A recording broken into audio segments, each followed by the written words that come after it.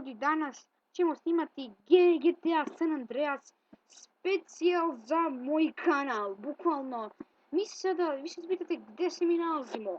Mi smo na najvećoj zgradi u GTA San Andreasu. Ali šta ćemo mi da radimo? Dakle, uzimamo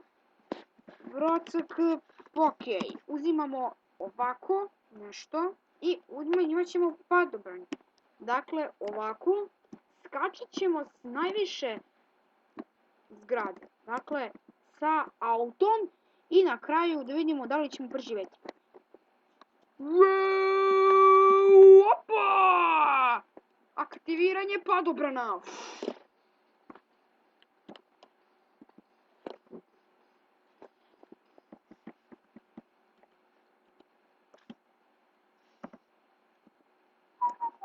Vidite kako moćno. Gdje su nam kola?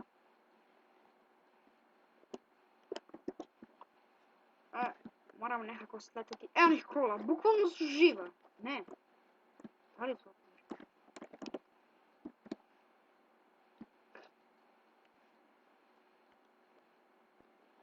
Ne. Mrtva su. Naravno da ne bi preživjela.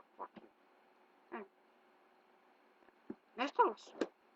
Ovo je poseban specijal za epizodu. Ako vam se svidio klip, ovo je kratak klip, samo na malo brzaka, da skočimo s najviše zgrade.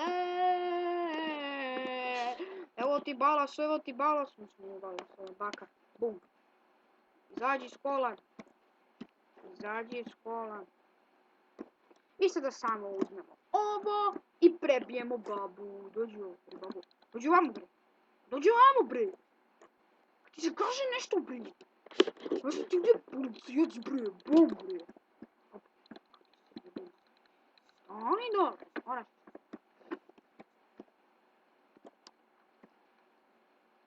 Vreme da pucamo pumparom, bum bum bum bum bum bum bum bum bum. I to je to, jedno što se tiče ovog tutoriala, ako vam se svidio klip, mislim ovo nije tutorial već, fuck you.